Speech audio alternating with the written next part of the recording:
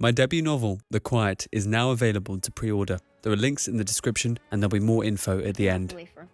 Oh, thank you very much.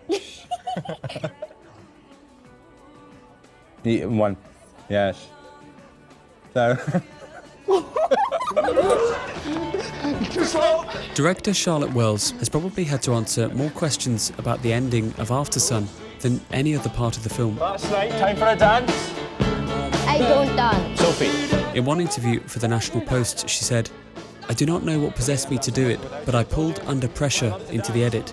I dropped it on the timeline just to see how it would feel, and it just kind of struck magic. And then the challenge of the next 9 months of editing was earning it, and earning the confidence to allow lyrics to be so obvious in the film." And the lyrics are obvious. As Sophie is dancing with her dad, both in the memory of that night in Turkey and in the dream rave, Freddie Mercury and David Bowie sing about pressure that brings a building down, about the terror of knowing what this world is about how love dares you to care for the people on the edge of the night. Here Sophie and Callum are on the edge of the night, dancing their last dance.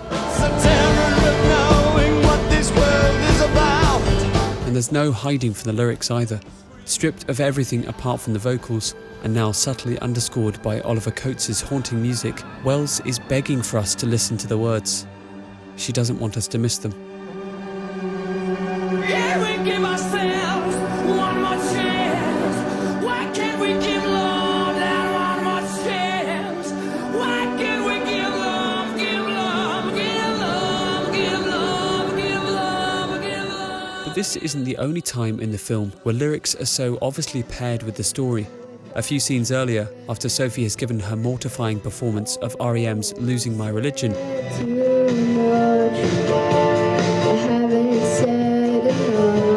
after her dad has left her alone to crash on stage, Sophie is sitting by herself at the bar, and in the background we hear Never Ever by All Saints.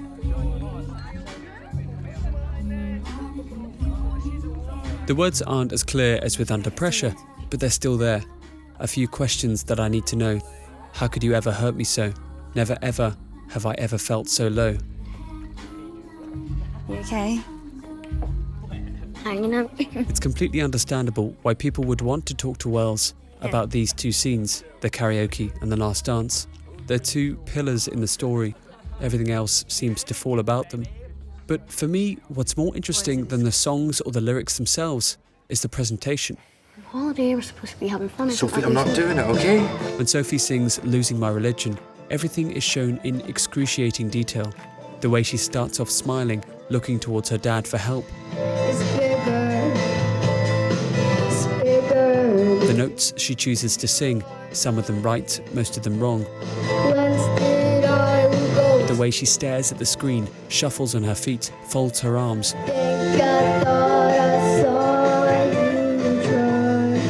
By stark contrast, the dance scene is vague and distorted, cut into pieces by the rave sequence, where we see adult Sophie dance with, fight, embrace her father. Both of these scenes are memories. One Sophie remembers in clear-cut detail. Your mind has an unparalleled ability to store every second of an embarrassing experience. But the other she remembers only in abstract. She knows her father danced. She knows she was happy. Maybe she knows what song was playing, but maybe she doesn't. And over the years, this memory has been slowly changed, mixed in with her grief and anger. We're not just hearing Under Pressure, we're hearing Sophie's version of a song that might have been playing that night, passed through filter after filter, a flower reduced to the stem.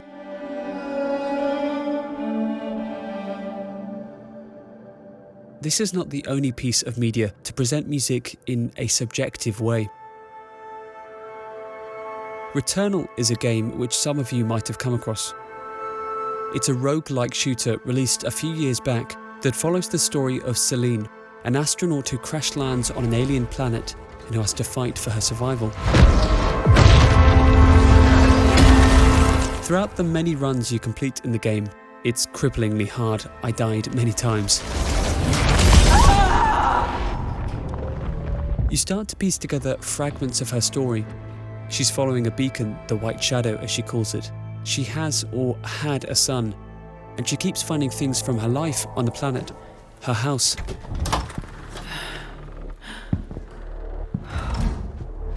Exactly as I left it. Another astronaut.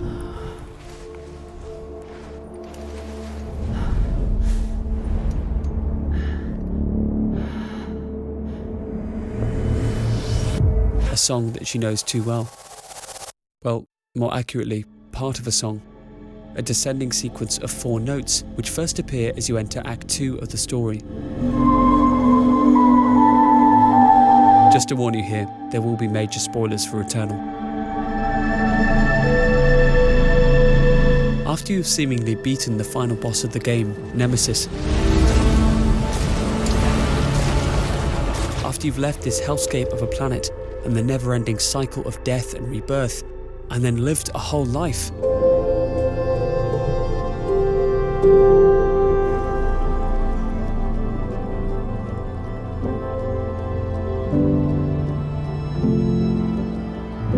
you're then thrown back to the beginning again.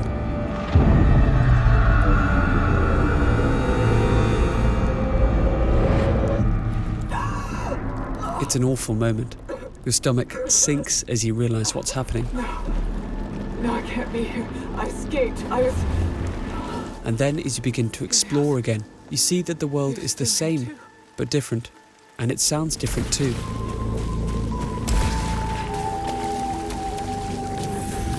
This is the song I was always playing. 4 notes which descend from C to G, never changing their pitches, appear in floaty electronics, sometimes distorted, sometimes focused and clean.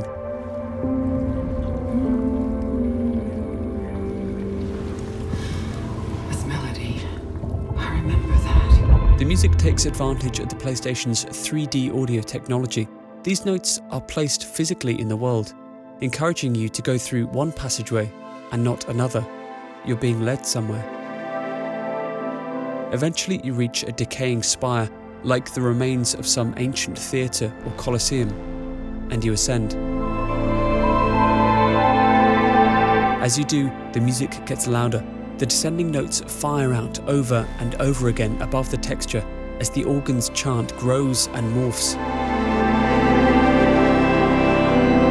And where does it take you? The 4th boss, Hyperion.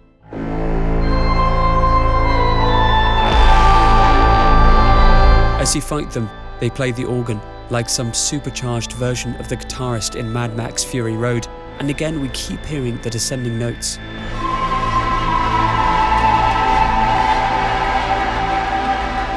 What we'll find as we continue Celine's story is that these notes aren't created by Hyperion or some god controlling her fate.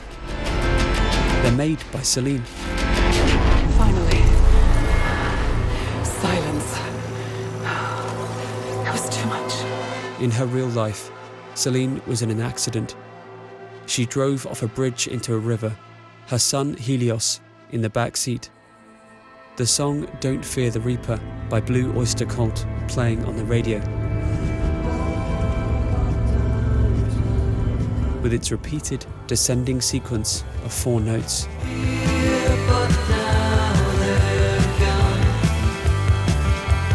What Celine is hearing on Atropos, her self-created purgatory, is a memory of a song, the only fragment that remains, looping endlessly. She is desperate to forget her trauma, but her subconscious won't let her. She keeps leaving small reminders for her future self, breadcrumbs leading her back to the river.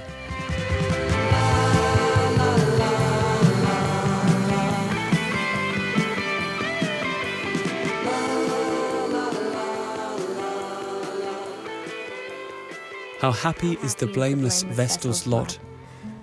The world forgetting by the world forgot.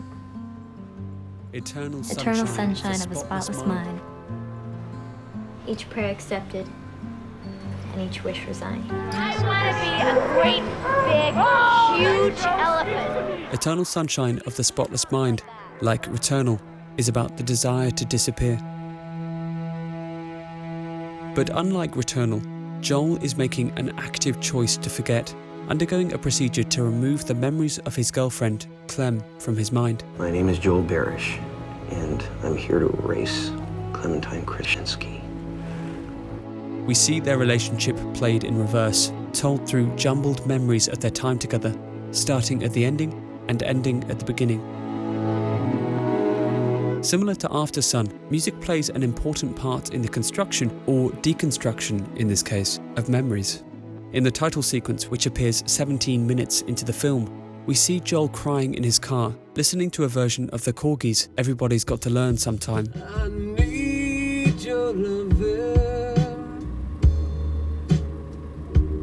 like the sunshine.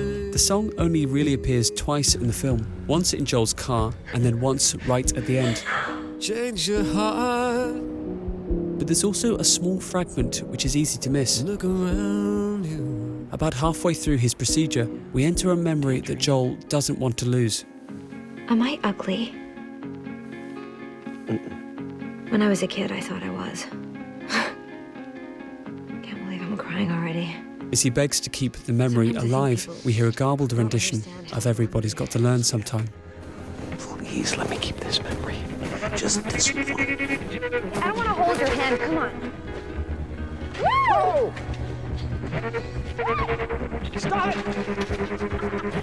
This was Clem and Joel's song.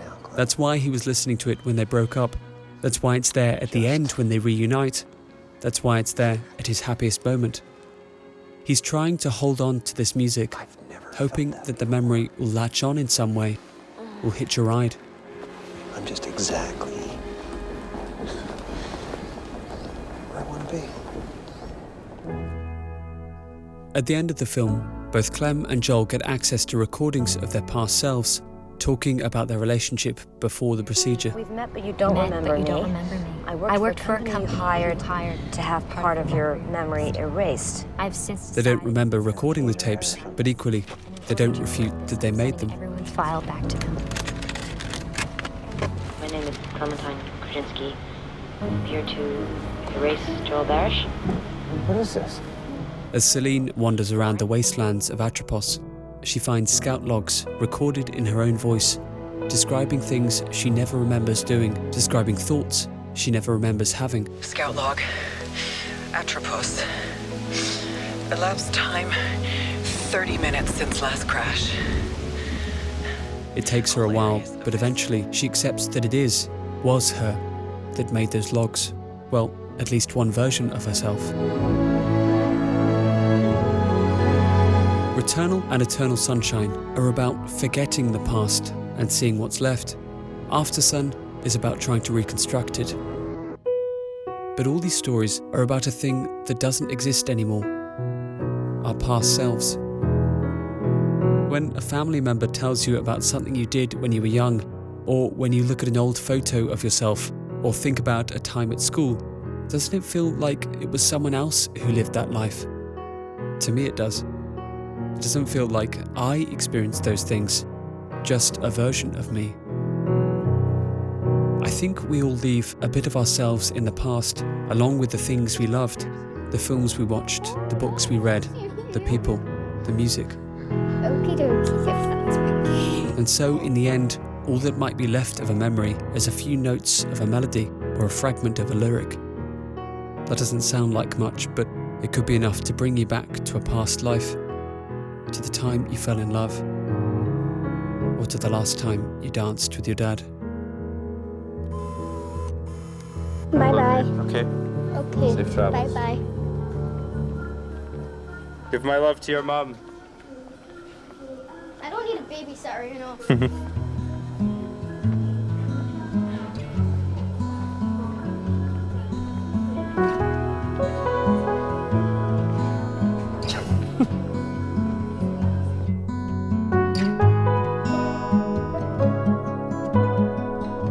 Thank you so much for watching. As you saw from the intro, my debut novel, The Quiet, is now available to pre-order. So this book follows the story of Hannah and her son Isaac, and they live in a world where an enormous spherical field called the Sound Field has covered the Earth. This field produces a constant background hum and has also accelerated climate change, leading to a massive refugee crisis from the southern hemisphere to the north, and meaning people need to sleep during the day and work at night. The Quiet will be released in the UK and the US in May 2025, and you can now pre-order using the links in the description. Take a look at my website as well for more information about the story. Pre-ordering is really the best way to help out me as an author, as it contributes to first week sales, meaning I'm more likely to get on those elusive bestseller lists. Thank you so much, and I'll see you next time.